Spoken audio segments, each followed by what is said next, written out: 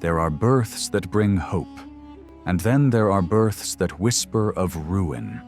Tom Marvolo Riddle entered the world not to the cries of celebration, but to the echo of a dying breath.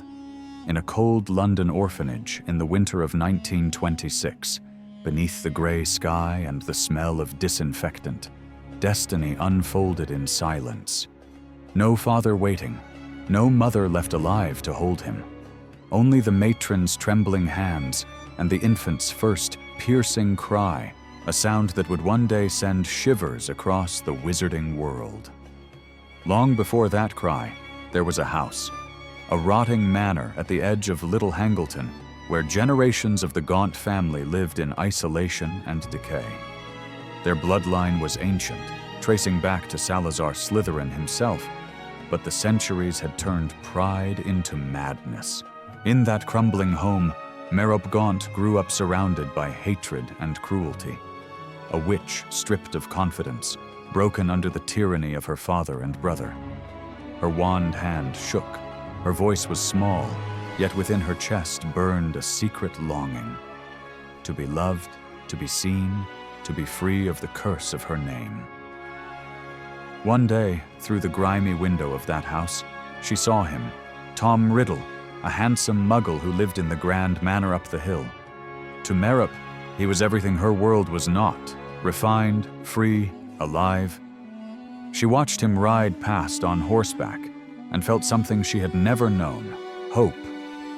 But hope, for a Gaunt, was a dangerous thing. It was a rebellion against blood.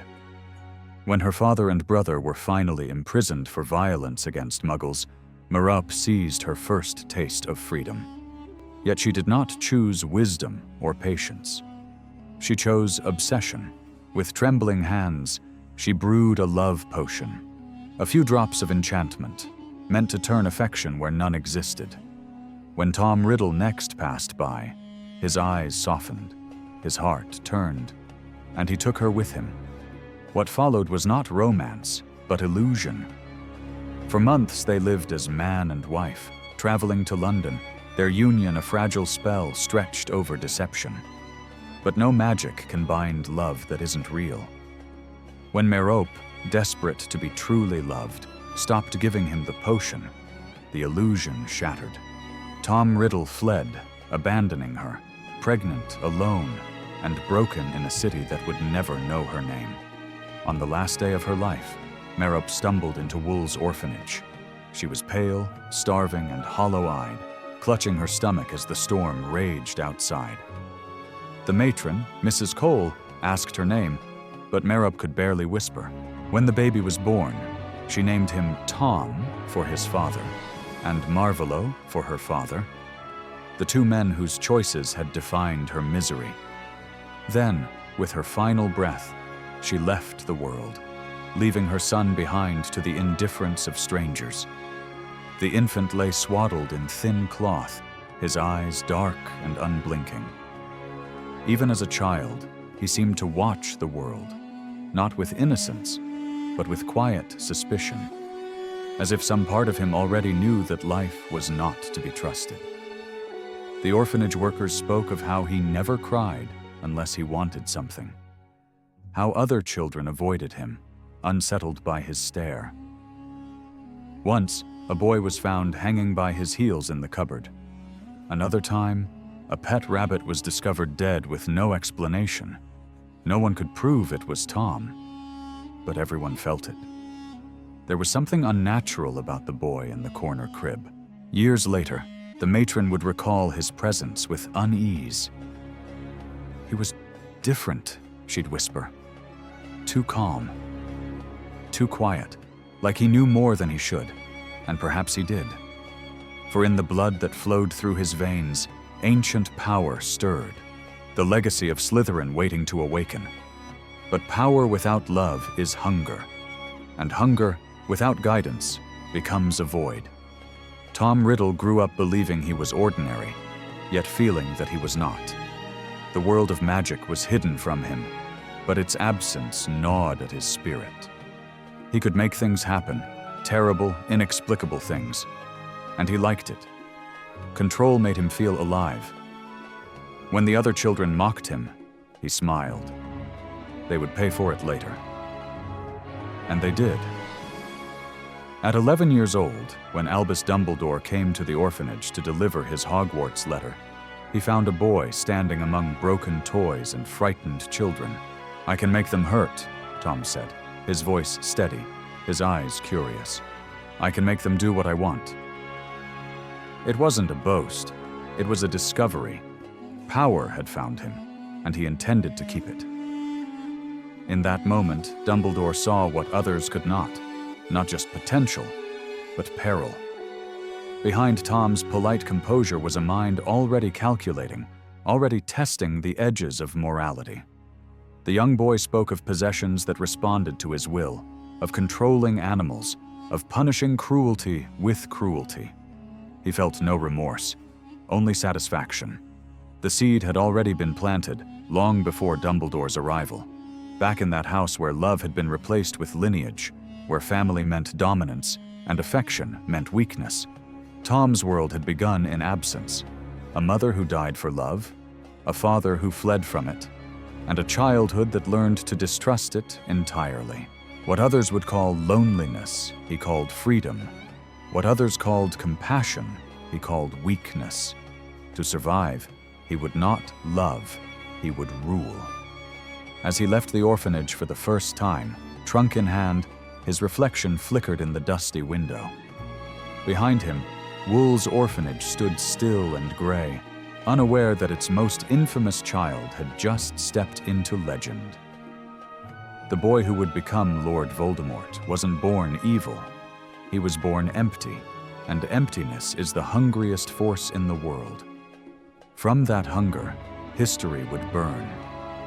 And as the train to Hogwarts carried him away into the mist, the name Tom Marvolo Riddle vanished quietly into the folds of time, leaving only a whisper that would one day become a curse feared across generations.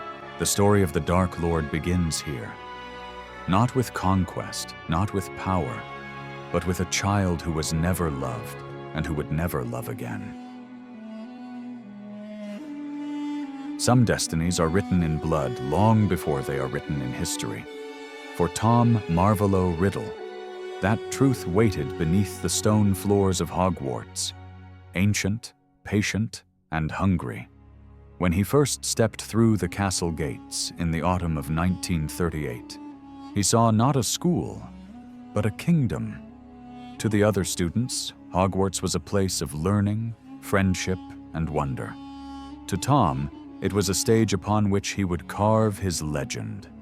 Behind his calm smile and perfect manners, he studied everything, not just spells and books, but people. How they trusted, how they feared, how easily both could be turned into power. The Sorting Hat placed him in Slytherin without hesitation, as if the decision had been made centuries before. The green and silver banners above the long table reflected torchlight on his pale face as he sat among those who prized cunning, ambition, and blood. He felt at home, not because he understood them, but because he understood what he could become among them.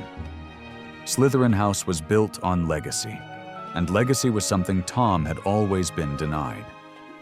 For the first time, he began to wonder not who he was, but who he came from. He excelled in every class, earning the admiration of teachers and the envy of classmates. To the professors, he was polite, intelligent, and humble. To the students, he was magnetic, a quiet leader whose words carried weight far beyond his years. Yet beneath the charm lay a mind always calculating. When he learned that some wizards came from ancient pure-blood families while others, like him, were born to non-magical parents, something twisted inside him. The orphan who had once despised his father now despised what his father represented: weakness. In the restricted section of the library, by candlelight, Tom began to search. He devoured every scrap of parchment that spoke of Slytherin's descendants, of lineages lost and languages forbidden. The whispers of the past called to him through the dust of forgotten tomes. And one night, he found it, a name that turned every piece of his life into sudden, dreadful clarity. Gaunt. The family that had descended into madness, obsessed with preserving their bloodline, was his own. The ring, the locket, the snake, all the symbols of a legacy older than the castle itself, were his inheritance. He was the last living heir of Salazar Slytherin. The revelation filled him not with pride, but with vindication. Every slight, every moment of abandonment, every shadow that had haunted his childhood now found purpose. He was not the child of a broken witch and a faithless man. He was heir to a founder, a lineage of power that slept within the walls of this castle. And deep beneath those walls, something else slept, a secret chamber spoken of in legend, said to hold a monster only Slytherin's true heir could command. Most dismissed it as myth, but Tom did not believe in myths. He believed in hidden truths. He searched the dungeons with a hunger that bordered on obsession. Days turned to nights. Nights turned to whispers, until at last, through the hiss of the ancient tongue that came to him like instinct, the wall responded. The stones trembled. The chamber of secrets opened. Within, a serpent the size of nightmares slithered through the dark, the basilisk, born of dark sorcery and ancient hatred. Its eyes glowed like molten gold, and in that moment, Tom felt both terror and awe. The creature bowed its head, recognizing him not as a boy, but as its master. In the hiss of Parseltongue, a language older than time, Tom gave his first command. The serpent obeyed. What began as fascination became experiment. He wanted to see what the creature could do, what he could do through it. And when a Muggle-born girl named Myrtle Warren happened to cross its path, curiosity became death. Her scream echoed through the pipes and halls of Hogwarts, a sound of confusion and fear that would mark the beginning of Voldemort's first sin. The school trembled with panic. Teachers whispered of closing Hogwarts. Students clutched their wands in fear. But Tom played his role perfectly. He comforted the frightened. He offered help in the search for the culprit. No one suspected the charming, brilliant boy with perfect manners. No one but one. Hagrid, clumsy, loyal Hagrid, became the perfect scapegoat. A misunderstood student with a love for monsters, easy to blame, easier to condemn. When Tom presented evidence that Hagrid's pet, Acromantula, had been the creature behind the attack, the school believed him. The threat, it seemed, was contained. Hogwarts would remain open. The monster had been captured. The hero was young Tom Riddle. But within the chamber, sealed once more by his hand, the serpent waited, and the legend of Slytherin's heir began to whisper through the centuries. In the years that followed, Tom wore his triumph like armor. He kept the girl's death as his secret victory, proof that he was capable of bending life and death to his will. The thrill of control, the rush of unseen power, the knowledge that he alone held dominion over a force that ancient wizards could only dream of. It fed something dark inside him. What others feared, he desired. What others buried, he uncovered. The boy who once longed to belong now saw belonging as weakness. He no longer sought love or approval. He sought legacy. Hogwarts was not his school anymore. It was his inheritance. Each echoing corridor, each shadowed stairway belonged to him. He had proven his bloodline true. But in doing so, he had become something far older and far colder than blood. When he stood once more in the Great Hall, the candles flickering above the enchanted ceiling, Tom Riddle looked every bit the model student. Polite, intelligent, kind. Yet beneath that mask, the heir of Slytherin had already begun to vanish. In his place, something else was taking form. Something that would one day wear a new name, a name he would choose himself, a name the world would fear to speak aloud. For in the heart of Hogwarts, The chamber had not merely been opened, it had awakened its master. And the boy who had whispered to serpents now listened to the whisper of destiny itself. A whisper that told him he was meant for more than greatness. He was meant for domination. And so the halls of Hogwarts, once filled with laughter and light, quietly birthed the darkest sorcerer of his age. Not through curse or prophecy, but through choice. The chamber closed. The serpent slept. And the child who commanded it began his slow transformation into legend. There are few hungers in the world more powerful than the fear of death. For Tom Marvolo Riddle, it was not a fear. It was an obsession. From the moment he learned that even the greatest witches and wizards eventually fell to silence, something inside him rebelled. Death, to him, was not natural. It was weakness, and weakness had no place in the destiny he envisioned for himself. He believed that if magic could move mountains, summon storms, and shatter flesh, then surely it could defy mortality itself. All he needed was the right knowledge and the will to use it. Years after leaving Hogwarts, the gifted boy who once charmed professors with his intellect vanished from the public eye. He walked the alleys of Nocturne, where magic lost its morality, and the air stank of secrets. Borgin and Burke's, the shop that dealt in dark relics and cursed antiques, became his refuge. To the world, he was just another collector's assistant.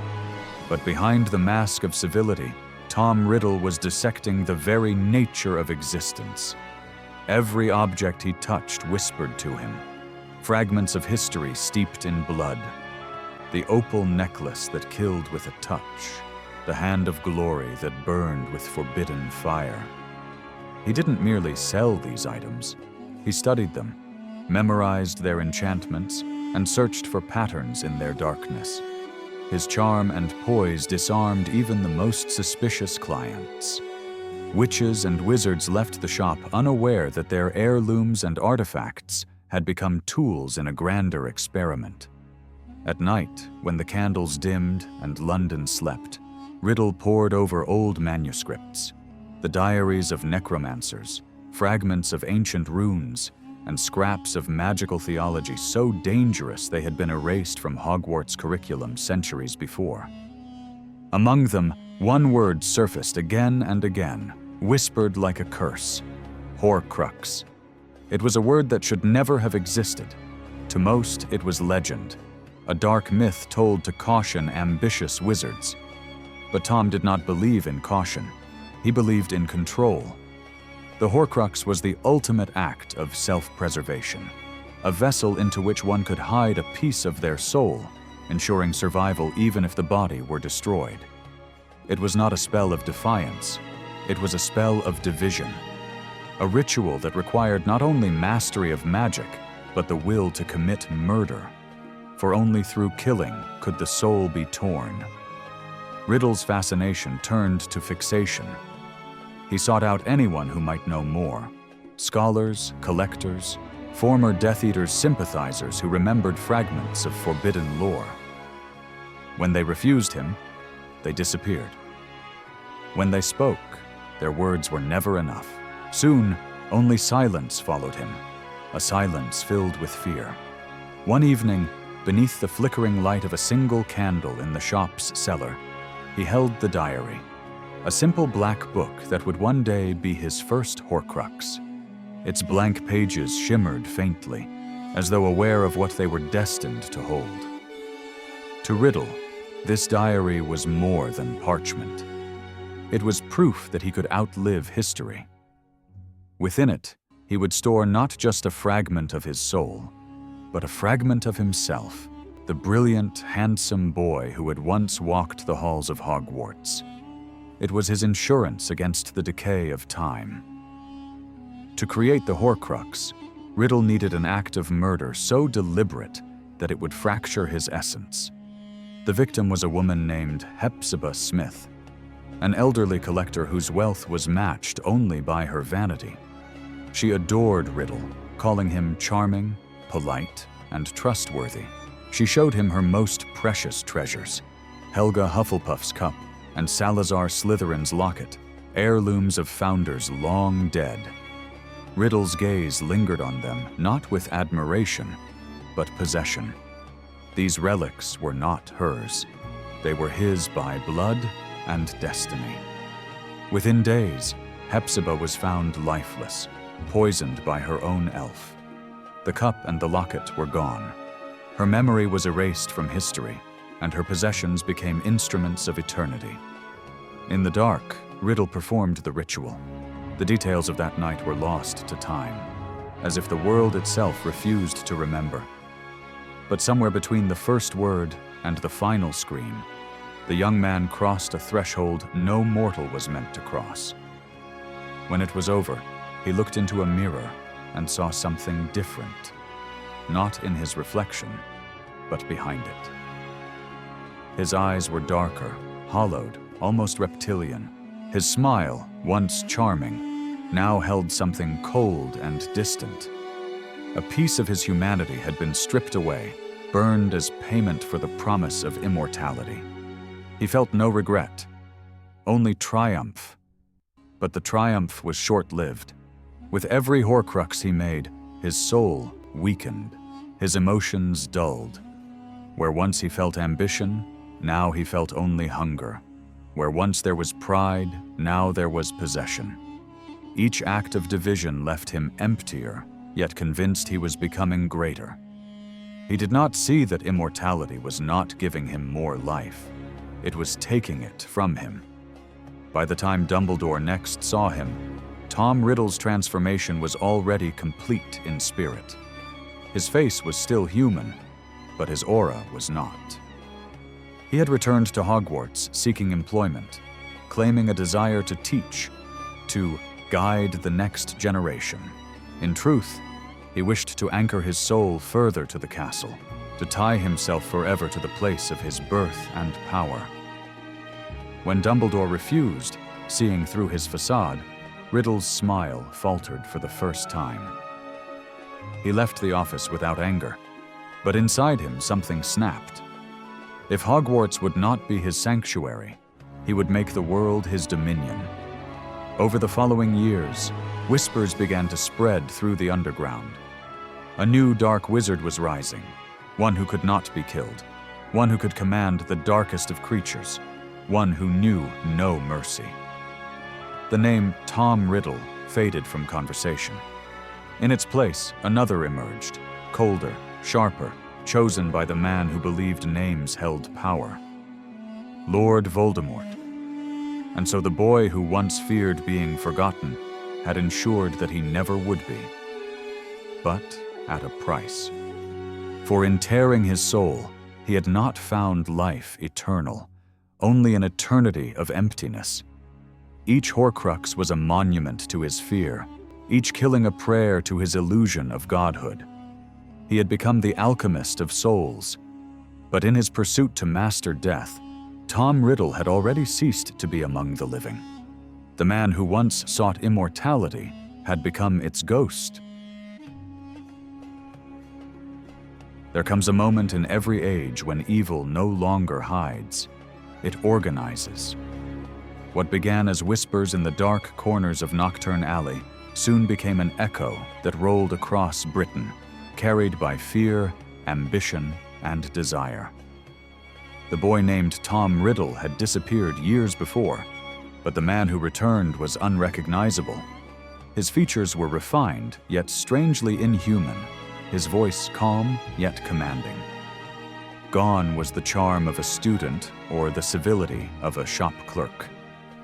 What returned to the wizarding world was an idea given flesh, the promise of purity, power, and immortality. The man who had once called himself Tom no longer existed. In his place stood Lord Voldemort. He moved through the shadows like a serpent, unseen, patient, deliberate. His rise was not an explosion, but a quiet infection. He began with those who had always felt overlooked by the ministry, those who whispered that wizardkind had grown weak under Muggle rule. He offered them belonging, To the ambitious, he promised greatness. To the fearful, protection. To the broken, purpose. And one by one they answered. They called themselves the Death Eaters, a name both oath and prophecy. Each pledge was sealed in ritual, marked by the dark mark, a skull and serpent branded into the flesh, a symbol that burned with black fire whenever their master called. They wore it like devotion, but in truth, it was ownership. Voldemort understood what few others did, that loyalty was not given, it was engineered. Some followed him out of faith, others out of fear, and most out of a twisted mixture of both. As the years passed, his influence seeped into every layer of wizarding society. Pure-blood families who once ruled the Wizengamot found themselves entangled in his network of favors and threats. The Malfoys, the Lestranges, the Blacks, houses built on prestige, were drawn into his orbit, believing they were restoring old honor. They didn't realize they were binding themselves to something far older and far darker than any bloodline. Voldemort's genius lay in his ability to weaponize belief. He told them what they wanted to hear, that magic was dying under Muggle influence, that their ancestors had ruled for a reason, that destiny itself had chosen them to rise again. And in believing him, they became instruments of their own corruption. While the Ministry of Magic busied itself with politics and bureaucracy, Voldemort's followers moved in silence. Influential officials began disappearing. Muggle-born witches and wizards found their homes vandalized, their wands confiscated, their families threatened. Magical creatures long suppressed by the Ministry, giants, werewolves, vampires, found in him a leader who did not judge them, only used them. He promised them a place in his new order, a world remade through fire. And they followed, not out of loyalty, but out of the hunger to belong somewhere, anywhere. In the shadows of Diagon Alley, beneath the hum of ordinary life, Voldemort's network expanded like veins through the body of Britain. At Hogwarts, his name became a whisper among professors, unconfirmed, yet chillingly familiar. Albus Dumbledore, now headmaster, began to sense the gathering storm. He saw the pattern, disappearances, strange artifacts, forbidden rituals. He had warned the Ministry that Tom Riddle's ambition was not extinguished, only delayed. But the Ministry, ever proud, dismissed it. They said there was no evidence. They said peace was stable. They said fear was bad for morale. But Voldemort was already moving pieces they couldn't see. He targeted the weak links in the system, the disillusioned, the angry, the ones who believed the world had forgotten them. He offered them meaning. Every generation produces those who crave it, people desperate to matter. Voldemort understood this better than anyone. He did not command armies. He cultivated faith.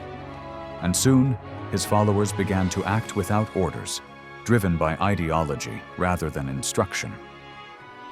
Attacks became common, assassinations disguised as accidents, dark creatures unleashed upon villages, Muggle families vanishing overnight. The wizarding world tried to look away. But the silence of the innocent is always the greatest weapon of the wicked. It was during these years that Voldemort perfected the art of fear. He learned that fear spreads faster than truth, that the mere threat of his presence was more powerful than his wand. The sight of the dark mark in the sky was enough to paralyze entire communities. People began to whisper his name in secret, or not at all. He became the fear itself, faceless, omnipresent, mythic. Behind his calm, unblinking eyes, Voldemort was already looking beyond conquest. Power, to him, was not enough. He sought permanence, a new world built in his image. He envisioned a society where magic was the law of nature, not bound by mercy or weakness. The Ministry would fall, the schools would serve him, the children of Muggles would never learn magic again. It was not vengeance he wanted, it was purity, the erasure of everything human within the wizarding world. And yet, beneath the armor of ideology, A truth lingered. He was still haunted by the fragility of mortality. His Horcruxes kept him alive, but they also hollowed him further. With every division of his soul, he became less capable of love, empathy, or even joy. His charisma endured, but it was mechanical, a weapon crafted from what little humanity remained. He could inspire devotion, but never affection. He could command loyalty, but never trust. The followers who feared him most also worshipped him most deeply, for fear and worship often share the same root: awe.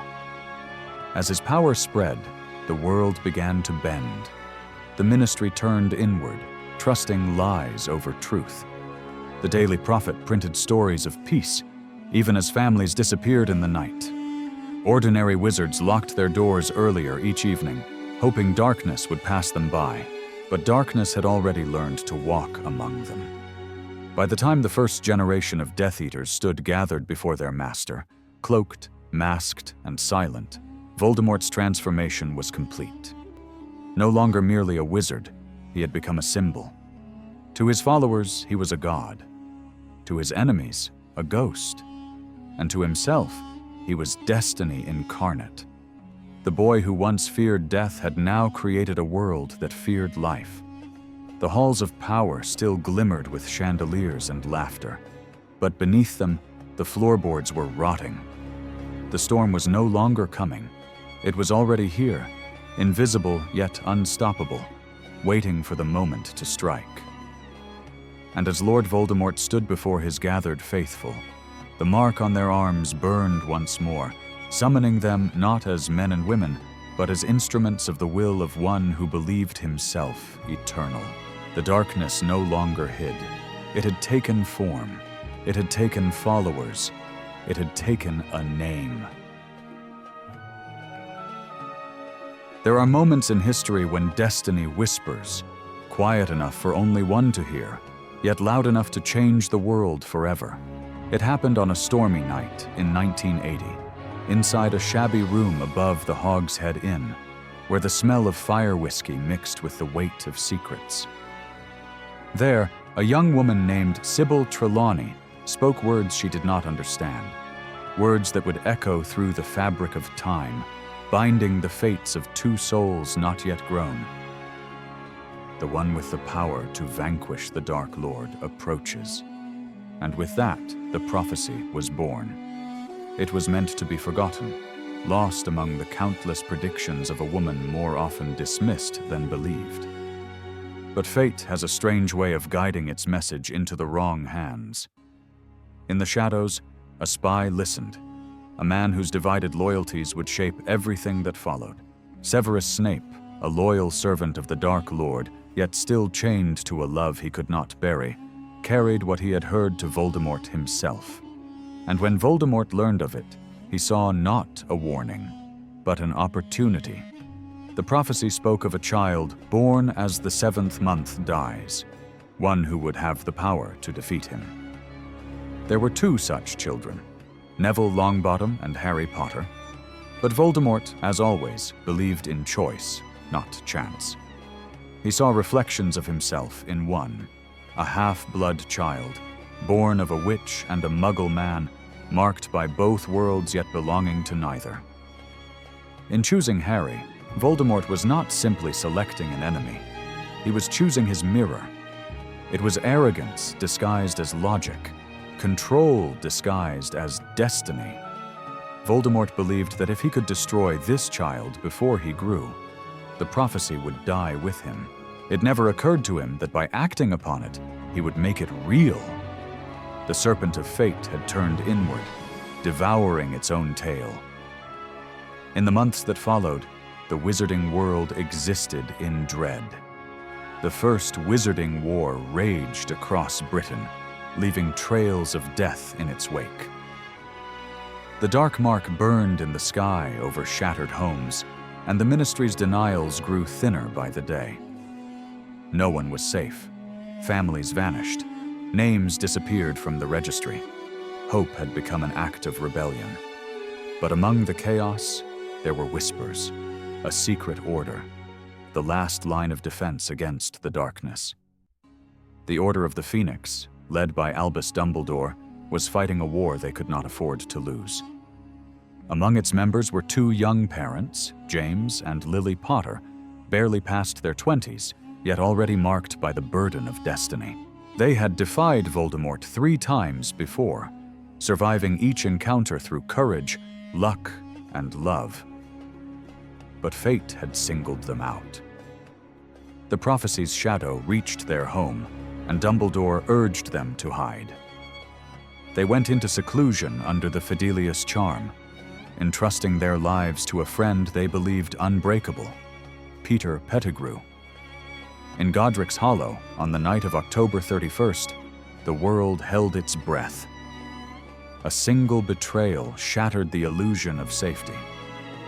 Pettigrew revealed their hiding place, and the Dark Lord descended upon their cottage like a phantom of judgment. The air burned with dark magic. The sky split with green light. James Potter stood in the doorway, wand drawn, knowing he could not win, but refusing to run. He bought his wife and child a few seconds. Seconds that would echo through eternity. Lily Potter stood before her son's crib, her heartbeat louder than the storm outside. Voldemort offered her mercy, something he rarely gave. But mercy was foreign to her kind of love. She refused to step aside. And in that refusal, she invoked a power he could never comprehend. Love, ancient, selfless, absolute. When he raised his wand, he did not know he was already defeated. The killing curse tore through the house, split the air, and struck her down. But her death wasn't an end, it was a shield. Her sacrifice left an imprint deeper than any spell, a protection born not of words, but of will. When Voldemort turned his wand upon the infant, the curse rebounded, tearing him apart in an explosion of his own making. The Dark Lord's body perished, his soul ripped from its vessel, reduced to something less than spirit. And in the ruins of that home, a baby cried. The house stood silent, save for the faint echo of that sound, the only proof that good had survived the night. On the child's forehead, a lightning-shaped scar burned, not as a wound, but as a mark of connection. A reminder that the darkest soul in history had, by his own hand, created the one person destined to destroy him. By dawn, the war was over. The wizarding world awoke to a peace it could scarcely believe. Newspapers shouted of the Dark Lord's fall, streets filled with celebrations. Owls carried messages of joy across skies once heavy with dread. Wizards danced, families wept, and in the euphoria, few stopped to question the cost. A family lay in ruins. A child had lost his parents. A prophecy had not been broken. It had merely begun. Meanwhile, in the shadows of that triumph, the remnants of Voldemort's soul fled into exile. He was not gone, only disembodied, sustained by the very Horcruxes he had forged in defiance of death. He drifted through forests and ruins, neither living nor dead, consumed by rage and disbelief. For the first time, the Dark Lord had been undone, not by power, not by prophecy, but by something he did not understand. Years later, when people spoke of that night, they called it a miracle. But in truth, it was a paradox. The darkest wizard in history destroyed by the very act of love he mocked. The child he marked as his equal had survived, not through magic, but through the one force he could never master. In the quiet that followed, as owls flew over the smoking ruins of Godric's Hollow, the world turned a page. The legend of the Dark Lord ended that night, and the legend of the boy who lived began. But destiny is never that simple, for prophecies do not die. They wait, and somewhere, in the wind that swept through the hollowed ruins, a whisper remained. A whisper that promised this was not the end of the war, only the beginning of a far greater one. There are fates worse than death, and Voldemort found one of them. The night he fell, the Dark Lord did not die. His body was gone, yes, but something far more terrible endured. What was left of him drifted through the cold forests of Albania, unseen by the living and untouched by time. A whisper without form, a consciousness without a home. The killing curse that had rebounded upon him had not destroyed him. It had revealed what he had truly become. He had torn his soul so many times that even death could not recognize him. And so he lived, not as a man, but as a fragment, a ghost without peace, a shadow without substance. The world that once trembled at his name moved on. The ministry declared the war over. Peace returned, or so it seemed. The symbol of his reign, the dark mark, faded from the skies, and his followers melted into society like smoke returning to the air. Some claimed ignorance, some claimed innocence, and some simply disappeared. The wizarding world wanted to believe the nightmare had ended. But for those who had seen the true extent of his darkness, there was no forgetting. And somewhere, in the still corners of the night, the whisper of his presence lingered, faint, restless, searching. Voldemort's existence became agony. Without a body, he could not feel, could not speak, could not truly think, only hunger.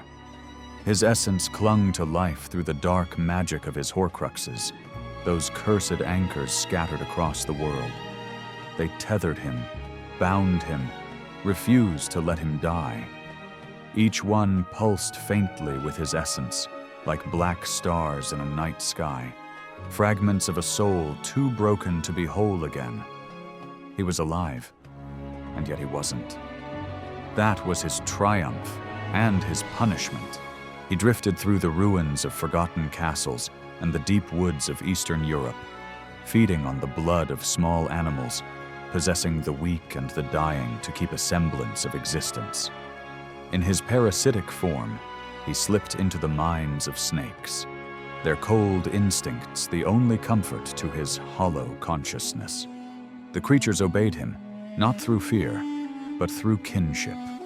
They recognized something of themselves in him, cold-blooded, patient, deadly. But even among serpents, he was alone. Years passed, and his followers scattered like dust. Many of them, the Death Eaters who once called him Master, claimed they had been cursed or controlled. The ministry, desperate for peace, accepted these lies. Trials were brief, evidence was weak, and so evil faded into myth. Children grew up hearing of Voldemort the same way they heard of dragons or dark spirits, something that once existed, something that could never return. But magic remembers what people forget. The scars he left were not just on bodies, but on time itself. In this age of false calm, Dumbledore watched. He alone knew the truth, that Voldemort's disappearance was not his death. He had studied the nature of Horcruxes, though even he had never dared create one. He understood what Riddle had done and what it meant. Voldemort had split his soul so many times that it no longer obeyed the laws of mortality. Dumbledore knew that somewhere the Wraith still wandered, waiting for a vessel strong enough to bear him again. For Voldemort, existence had become torment. He remembered everything, his power, his empire, his near victory. Yet he could touch nothing. To the few dark creatures who sensed him, he was a phantom king, a thing of half-death and ancient hate. They whispered of a spirit cloaked in darkness, gliding through the woods of Albania, leaving no footprints but consuming all warmth around it. Wizards who ventured too close were found days later, trembling, unable to speak of what they'd seen. But not all had abandoned him. Among the remnants of his broken army, a few still clung to faith. Bellatrix Lestrange, locked in Azkaban, whispered his name like a prayer. Lucius Malfoy, in the safety of his manor, hoarded the artifacts that once connected him to his master. And across Europe, there were others, scattered, lost, and waiting for a sign. They believed he would return, because he had promised he would. And in Voldemort's world, promises were binding. Somewhere in the forests, his essence found a host, a weak, decaying body of a serpent-like creature, barely human. It was not life, but it was enough. Through this fragile vessel, he began to rebuild. He enslaved lesser beings, such as a timid man named Quirinus Quirrell, whose ambition outweighed his courage. Through Quirrell's body, Voldemort gained sight once more, eyes to see the world that had forgotten him. It was his first step back toward power, a faint flicker of the storm that once consumed the world. But even then, he was no longer the man he had been.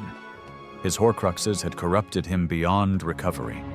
His soul was fractured, and the fragments fought within him for dominance. What was left was not human, not in thought, not in spirit. He no longer remembered warmth or joy, nor did he care to. All that remained was purpose, the cold, obsessive need to return and reclaim what he believed was his by right. The world he once ruled had changed, but his hatred had not.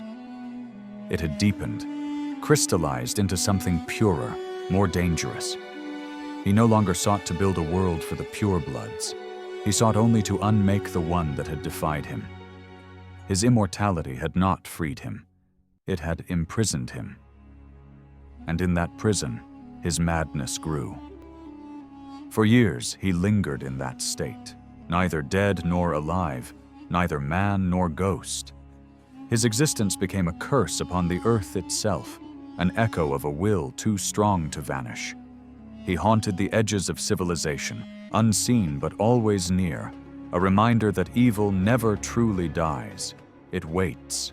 And as time passed, the scar on a young boy's forehead, the mark left by his failed curse, would burn with pain, as if connected to something restless and awake. Harry Potter lived in peace, unaware that the shadow that once tried to kill him still wandered the world. But fate, as it always does, was turning. In the silence of the Albanian forest, under a sky heavy with fog, the wraith that was once Lord Voldemort stirred. The whisper became a voice, the voice became intent, and the intent became hunger once more. He was still here, not as a man, not even as a spirit, but as a ghost of his own making, a ghost without a body, and soon the world would remember him again. Evil does not sleep. It waits. Beneath the tangled canopy of the Albanian forest, where mist clings to the earth like old sorrow, something ancient stirred. The years had been unkind to Lord Voldemort, if time could still touch him at all. He had lived like a parasite, drifting from host to host, a spirit of shadow feeding on snakes and vermin, existing in the fragile bodies of those too weak to resist him. He was no longer man nor ghost, a soul burned down to embers, flickering on the edge of oblivion. But in that half-life, his hatred only deepened. Every passing year was a promise that one day he would return. The wizarding world had long moved on. Children grew up hearing his name only in whispers, as a tale to frighten the disobedient. The Ministry of Magic basked in the illusion of lasting peace. Even those who had once borne his mark convinced themselves that their master was truly gone. But evil never vanishes. It recoils, reforms, and waits for those desperate enough or foolish enough to call it back. And in the end, it wasn't power that found him, but pity. Peter Pettigrew, once a friend of the Potters, now a man consumed by guilt and fear, fled across continents to escape the shadow of what he had done. He had betrayed the ones who trusted him, and yet betrayal is its own kind of gravity. It pulled him toward darkness again. Deep in the Albanian wilderness, he found the thing he sought, a wraith coiled in the body of a snake, eyes like dying coals. When Pettigrew fell to his knees before it, it was not out of loyalty, it was out of recognition. Both were broken, both despised by the world, both surviving on what little remained of themselves. For a time, they hid together. The servant built fires to keep away the cold. The master whispered plans to keep away the void. But mere survival was no longer enough. Voldemort's mind, fragmented though it was, burned with one command: to live again. He knew of rituals buried in the oldest tomes of dark magic, rites that could restore flesh to spirit. Yet these rituals demanded a price, not one life, but many. Not simple magic, but the deepest corruption of creation itself. He would need 3 things: bone from his father, blood from his enemy, and flesh from his servant. The plan was set. Pettigrew obeyed, trembling with fear and reverence alike. Together they traveled back to Britain, a land still unaware that the serpent had begun to uncoil. They lingered in the shadows, watching, waiting, stalking their prey.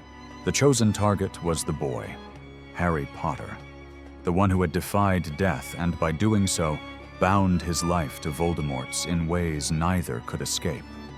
But first, they needed a place for the ritual. It was in a graveyard, quiet, forgotten, and old.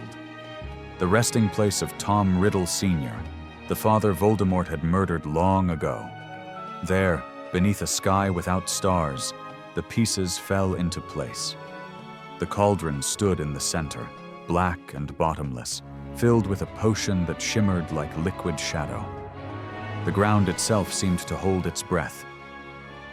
Pettigrew trembled as he prepared the offering, whispering words that tasted of iron and ash. The serpent watched, sensing that something beyond nature was about to be born.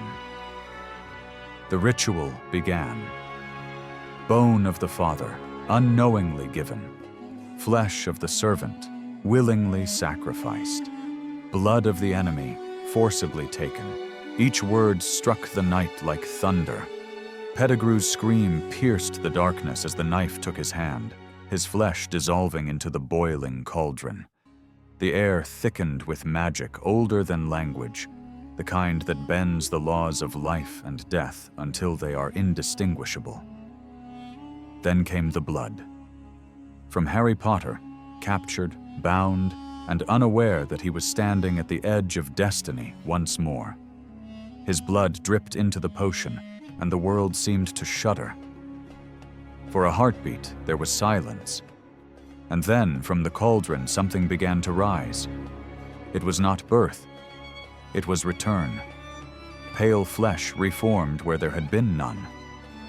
A body emerged, thin, serpent-like, gleaming under the moonlight. Fingers long and skeletal, eyes burning red. When the figure stepped from the cauldron, the world felt colder. Voldemort had been reborn. He breathed for the first time in 13 years, and the sound was terrible, like air forced through a corpse's lungs. But he stood, taller than he had ever been, his voice sharper, more deliberate. He called his followers, and though many had deserted him, those still bound by the dark mark felt it burn anew. One by one they came, cloaked, masked, kneeling. Death Eaters who had once denied him now trembled in his presence, their loyalty mingling with terror. Voldemort regarded them with a cold amusement. He spoke of their failures, their cowardice, and their lies. Yet he forgave them, not out of mercy, but calculation. They were tools, and he needed them. The old order would rise again, not through chaos, but through command. The Dark Lord was no longer a man clawing for immortality. He was a god reclaiming his dominion. Then he turned to the boy, the one who had defied him, who had lived. In that moment, Voldemort sought not to kill him, but to prove something far deeper, that prophecy, destiny, and chance meant nothing before power. He forced Harry to duel, mocking the rules of magic, the rules of life. Their wands met, and the air ignited in gold and fire. A connection sparked, ancient, unexplainable, as if their souls still remembered that fateful night in Godric's Hollow. When the wands locked, something happened neither could predict. Shadows of the dead began to emerge: James, Lily, others who had fallen to Voldemort's hand. They surrounded him, ethereal and silent, remnants of lives he thought he had erased. And for a fleeting instant, the Dark Lord felt what he had not felt in years: fear. Harry escaped. Pettigrew bled. And Voldemort, though victorious in body, felt a fracture within his triumph. For he understood now that his rebirth had not restored him. It had cursed him anew. The same blood that had once marked his defeat now pulsed in his veins. In trying to sever himself from the boy, he had tied them together forever. When the night ended, the graveyard was silent once more. The cauldron had gone cold. The faithful had dispersed. But the world would never be the same again. Across Britain, the whispers began to spread like wildfire. He had returned. The ministry denied it. The newspapers mocked it. The people refused to believe it. But those who had served him knew the truth. The Dark Lord had risen again, not as a man, but as a force of nature. And as dawn broke over the horizon, the forest fell silent once more. The age of peace was over. The shadow had returned to claim its name. Every age of peace ends with denial. When the first reports came of disappearances, murders, and strange dark marks in the sky, the Ministry of Magic dismissed them as rumors, remnants of a fear long past. The people wanted to believe that Voldemort had truly died, that the graveyard whispers were nothing but ghosts of memory. But evil has a way of moving faster than truth. And by the time the Ministry spoke the word impossible, it was already happening. In the shadows, Voldemort's empire was no longer a rumor. It was rebuilding itself, quietly, methodically, with precision only he could command. His followers infiltrated the highest offices of power, not with force, but with familiarity. They were politicians, aurors, bureaucrats, teachers, men and women who had smiled through the years of peace, waiting for their master's return. Slowly, the system that had once fought him began to rot from within. The fall of Azkaban was the moment the world could no longer look away. The prison fortress that had stood for centuries, guarded by Dementors, those cold, soulless sentinels of despair, opened its gates not to let prisoners out, but to welcome new masters in. The Dementors, drawn to Voldemort's darkness like moths to flame, turned against their keepers. Their loyalty was never to justice, only to misery. And so, one by one, the cells opened. The Death Eaters walked free once more, the air thick with their laughter and vengeance. What had once been a place of punishment became a fortress of the new order.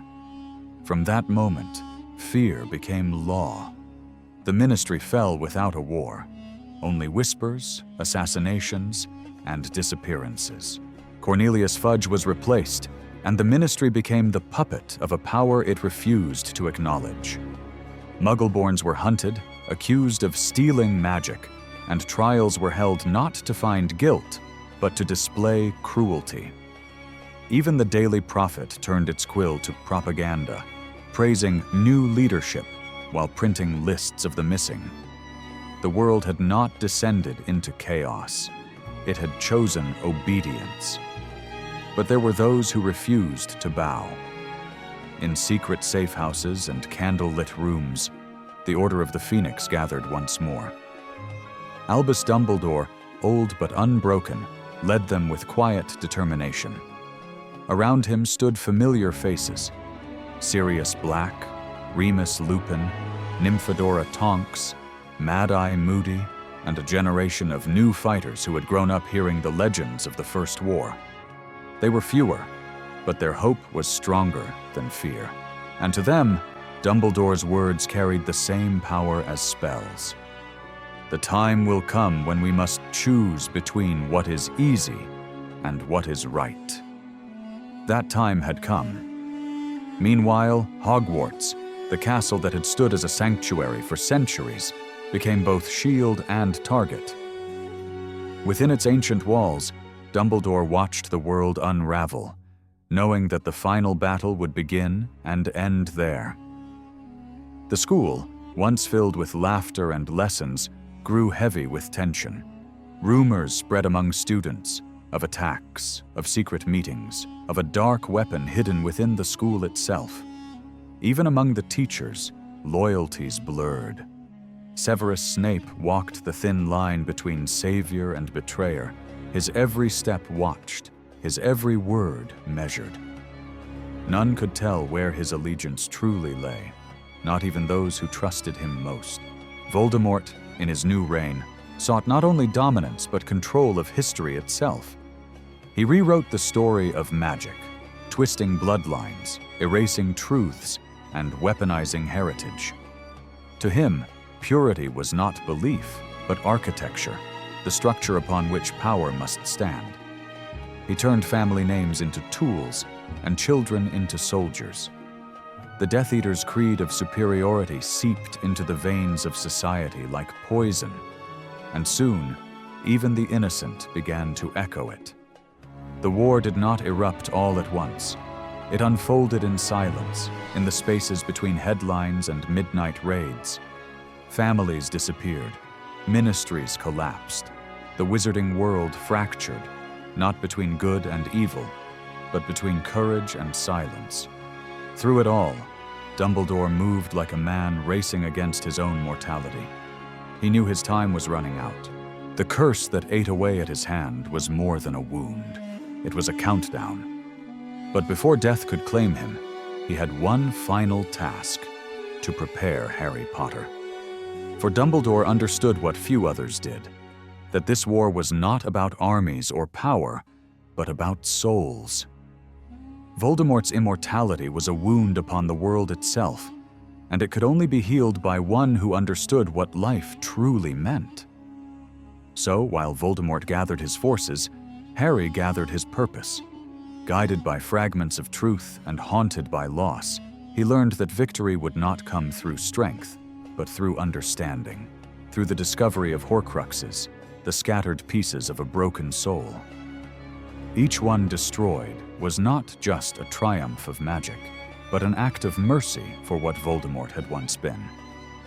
When Dumbledore fell, struck down by the very man he had trusted most, the world seemed to break. His death was both an ending and an awakening. The Order mourned him, but in that grief, resolve took root.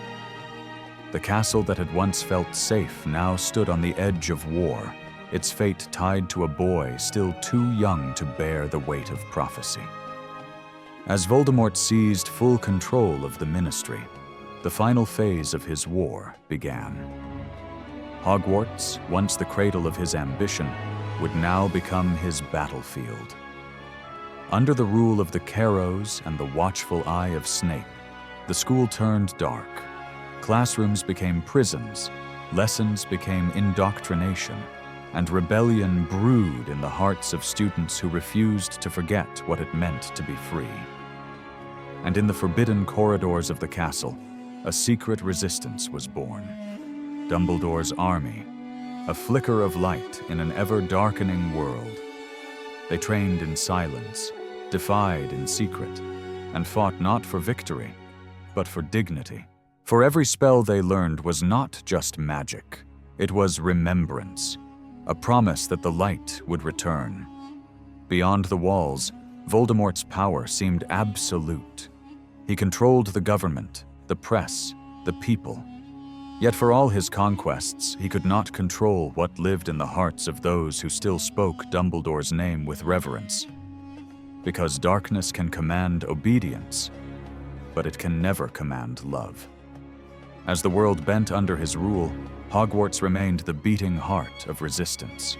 ancient, unyielding, alive. Its stones had seen centuries of triumph and tragedy, but never before had it faced a war like this. The stage was set, the armies were gathering, and deep within the castle's walls, beneath portraits that remembered everything, destiny began to stir once more. The war for Hogwarts had not yet begun, but its first shadow had already fallen. Power, at its peak, often mistakes itself for destiny. By the time the world whispered his name again in fear, Lord Voldemort believed he had already won. His empire stretched across the Ministry. His mark burned into the clouds above Hogwarts, and death itself seemed to kneel before him. But there is a truth that power can never silence, that the higher one climbs, the thinner the air becomes. And for all his control, Voldemort was suffocating on his own delusion. It began with a story, a legend so old it had passed into myth, the tale of the Deathly Hallows, 3 artifacts said to have been created by death itself: the Resurrection Stone, the Cloak of Invisibility, and the Elder Wand, the most powerful wand ever made. To most, it was a children's fable, a bedtime story told to remind young witches and wizards that no one cheats death forever. But Voldemort was no longer a man who believed in limits. The Hallows represented everything he desired: mastery, immortality, dominion. He dismissed 2 as superstition, but coveted the 3rd, the Elder Wand. If it existed, if it truly could not be defeated, then it belonged to him. He began his hunt with ruthless precision. Every trace, every rumor, every historical whisper was dissected. The trail led him to one name, that of the wandmaker Grigorovich, a man long rumored to have possessed it. But the truth lay elsewhere, in a path that would cross fate with another: Albus Dumbledore. For years, Voldemort had feared Dumbledore, not because of his power, but because of his understanding.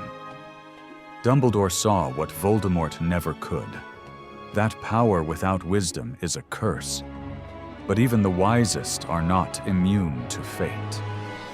Decades earlier, Dumbledore had once sought the Hallows himself. In his youth, ambition had burned in him as fiercely as it did in Voldemort.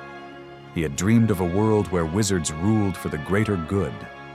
But that dream had cost him everything: his sister, his family, his peace. The Elder Wand came to him not through triumph, but through tragedy, in a duel that left his closest friend, Gellert Grindelwald, imprisoned. Since then, Dumbledore had carried the wand not as a weapon, but as a burden, the reminder of what unchecked desire destroys. As Voldemort sought the wand, Dumbledore sought understanding. Together with Harry, he uncovered the truth of the Horcruxes, the fragments of Voldemort's soul that bound him to this world. Each one was a murder made permanent, a wound carved into the fabric of existence. To destroy them was to weaken him, but it was also to confront the nature of evil itself. Dumbledore knew this task would not end in victory, only in sacrifice. And so he prepared Harry, not as a soldier, but as an heir to knowledge. Every clue, every riddle, every memory, left behind like breadcrumbs in the dark. But even as Dumbledore raced against time, time raced against him. The curse of the ring, one of Voldemort's Horcruxes, had taken hold of his hand. It spread like black fire through his veins, feeding on his strength, mocking his brilliance. He could contain it, but not cure it. He knew death was near. Yet for all his acceptance, there was one final truth he could not face: how his death should come. Severus Snape, the man who had walked the edge of light and dark longer than any, became the instrument of that truth. Bound by a pact of mercy and necessity, he was chosen to end Dumbledore's life when the time came, to save Draco Malfoy from the sin of murder, to maintain Voldemort's trust, and to ensure the plan would unfold exactly as it must. It was the ultimate paradox. a murder designed to preserve hope. Meanwhile, Voldemort's quest for the Elder Wand led him to the resting place of the one who possessed it last, Dumbledore himself. In a night lit by lightning and rain, he broke open the white tomb that stood on Hogwarts grounds. The act was symbolic as much as it was strategic. The Dark Lord desecrated not only the body of his greatest enemy, but the very sanctity of death. When he took the wand from Dumbledore's hand, he believed the final barrier had fallen. The power he had always sought now pulsed in his grasp. But the wand was not his. Not truly. The Elder Wand's allegiance was bound not to possession, but to defeat. And it had not been Voldemort who had bested Dumbledore, but Draco Malfoy, and later, Harry Potter. Without knowing it, Voldemort held in his hands the one weapon that would ensure his undoing. The irony was poetic, that the man who sought to conquer death had built his empire on a misunderstanding of life itself. In his final days, Dumbledore had seen all of this. He understood that knowledge alone would not save the world. It needed faith, courage, and love, virtues Voldemort had long abandoned. As he stood atop the astronomy tower on that fateful night, surrounded by Death Eaters, he faced his end not with fear, but with clarity. To him, death was not defeat, it was completion. When the green light struck, it illuminated not despair, but purpose. The greatest wizard of his age fell not as a victim, but as a teacher, giving his final lesson through silence. The world awoke to shock. The symbol of hope had been extinguished, and in his place stood a darkness that seemed absolute. Hogwarts, once the heart of magic, became a monument of mourning. To Voldemort, it was victory. To Harry, it was inheritance, the burden to carry forward what had begun long before his birth. In that single act, in that fall, two legacies diverged. Voldemort, holding the Elder Wand, believed himself invincible, blind to the truth that his own soul was already breaking. Dumbledore, lying in his tomb, had already won the only battle that mattered, to accept mortality with grace. The world did not yet understand it, but the fall of Dumbledore was not the rise of the Dark Lord. It was the countdown to his end. For power can command armies, build empires, and even defy death, but it cannot see beyond itself. And in that blindness, Voldemort sealed his fate. The man who sought the wand of death had already lost to the one who carried the wisdom of life. It began where it had all begun, in the castle that had once been his home. The same corridors where Tom Riddle had walked as a boy now echoed with the footsteps of an army. The same walls that had watched him dream of greatness would now witness his fall. On that cold, breaking dawn, Hogwarts, once a sanctuary of learning, became a fortress of war. Voldemort had finally come for what he believed was his destiny. To him, this battle was not a siege, but a coronation.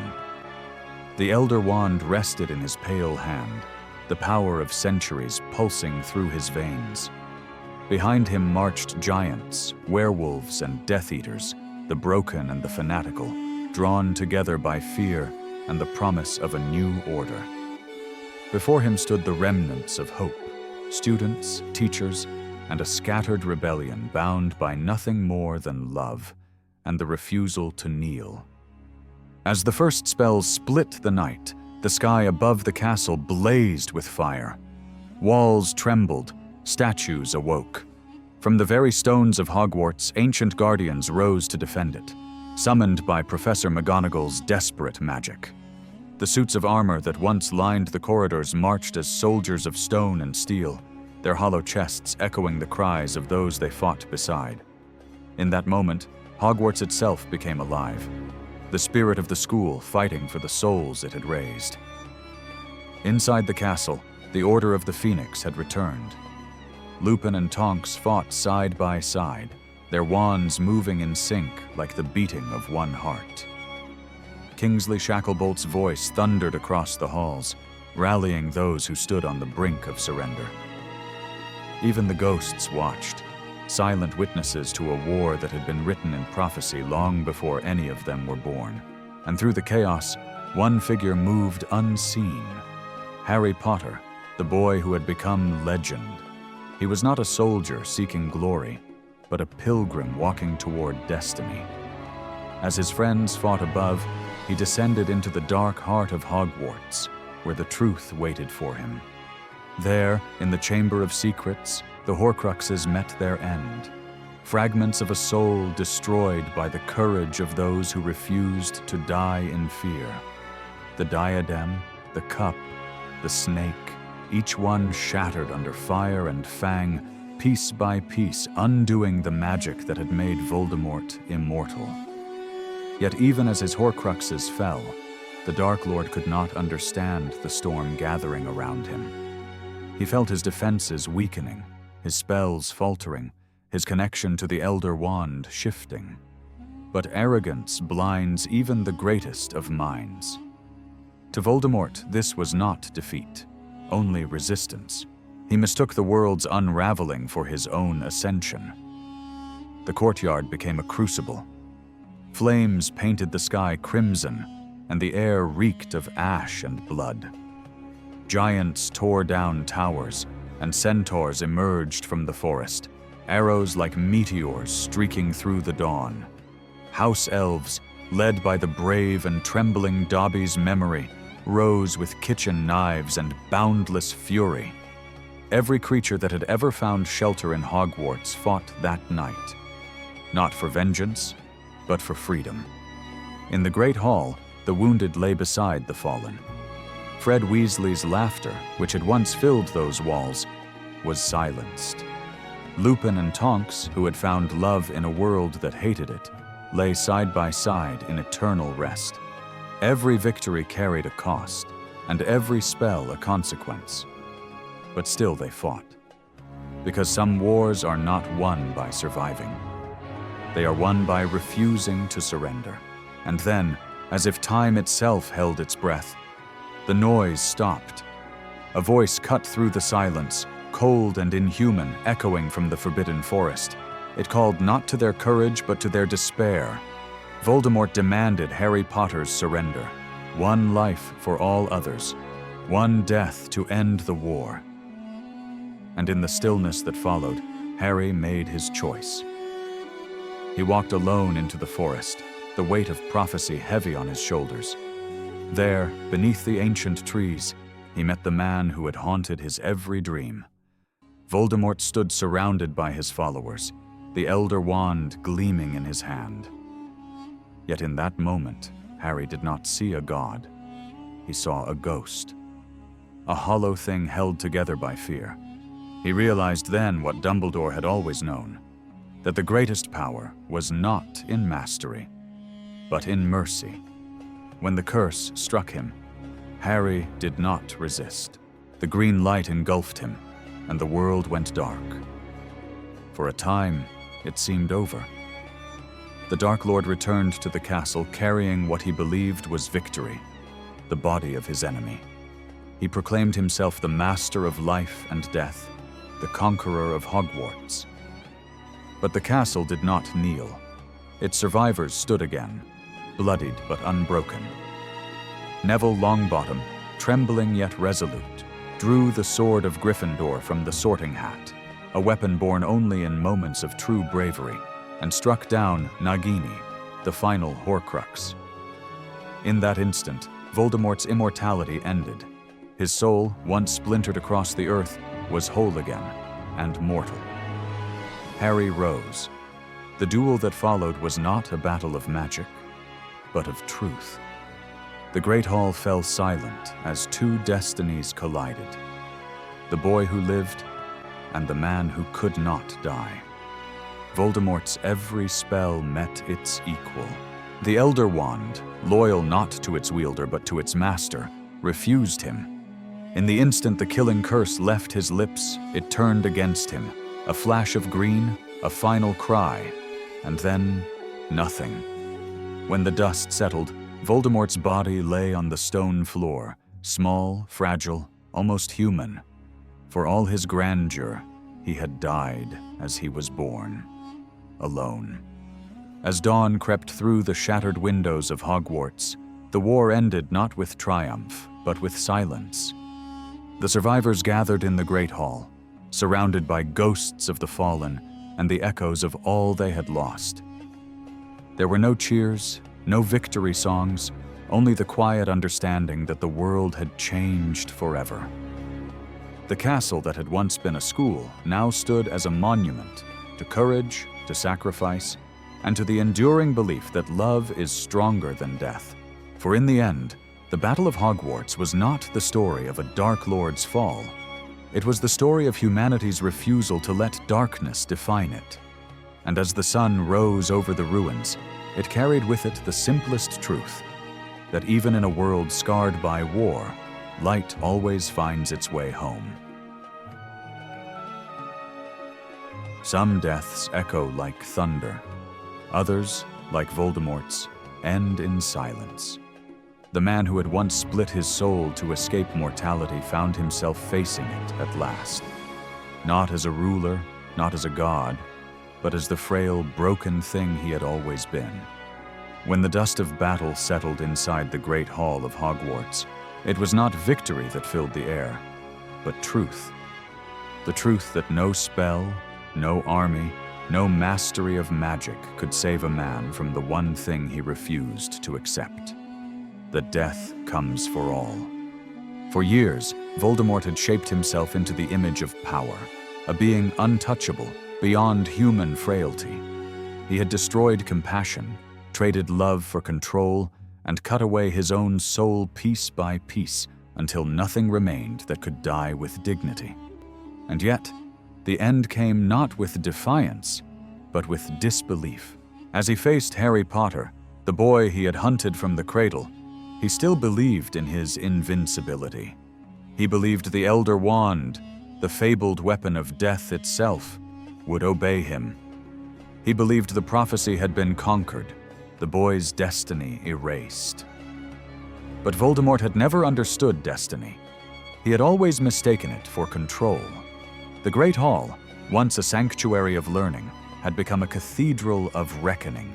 The walls, scorched and fractured from war, stood as witnesses to this final duel, not between two wizards, but between two truths. One born of fear, the other of love.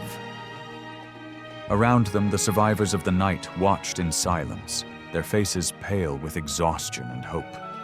They had seen giants fall, friends perish, and evil rise beyond imagining. Now they stood before the final shadow.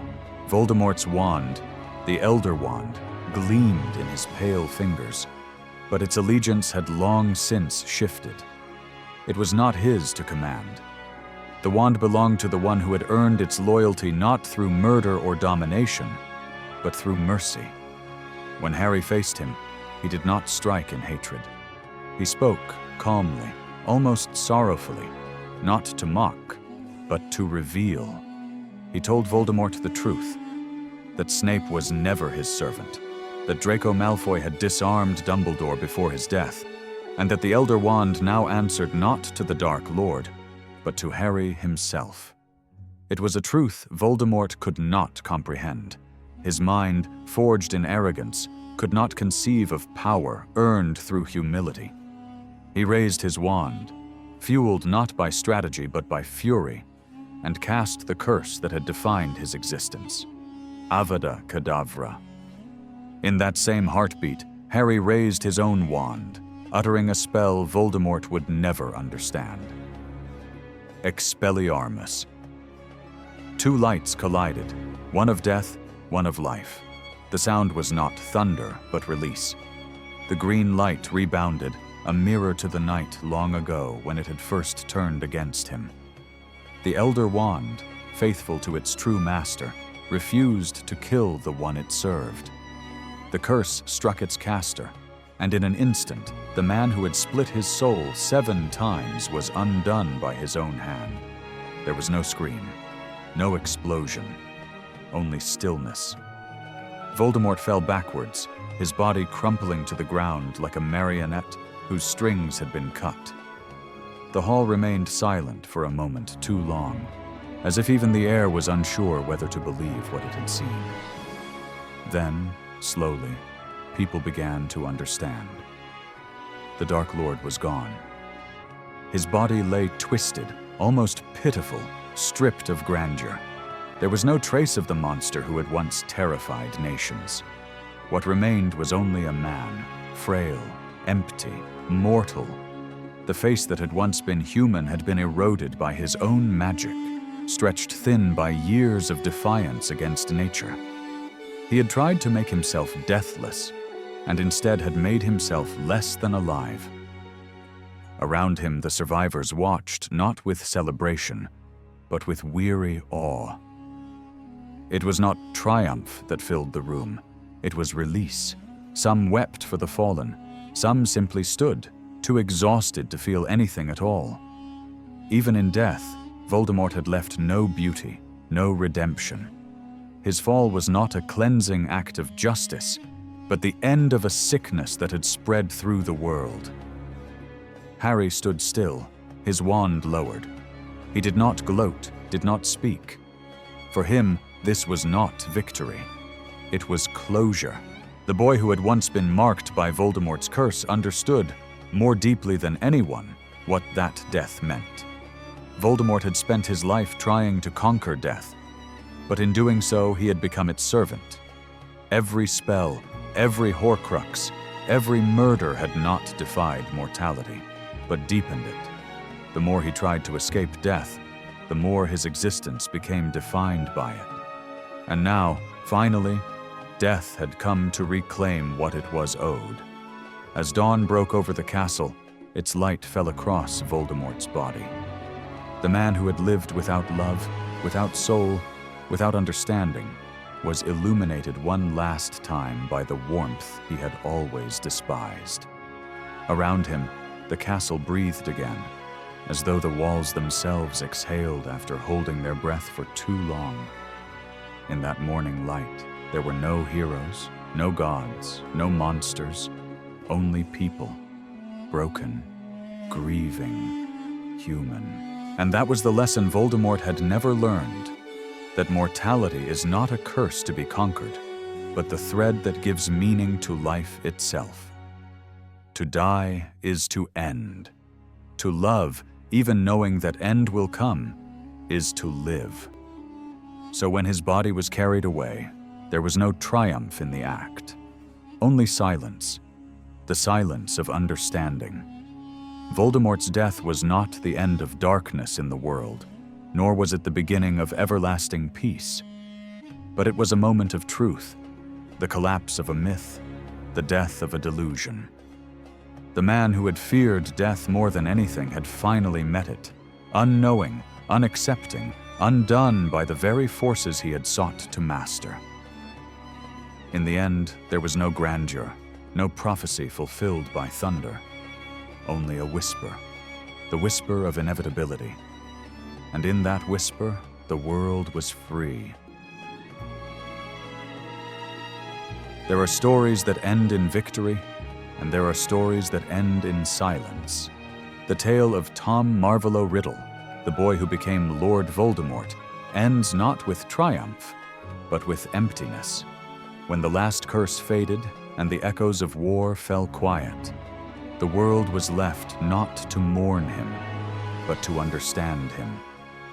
To ask how a boy once filled with promise could become a creature who feared the one thing that gives life meaning.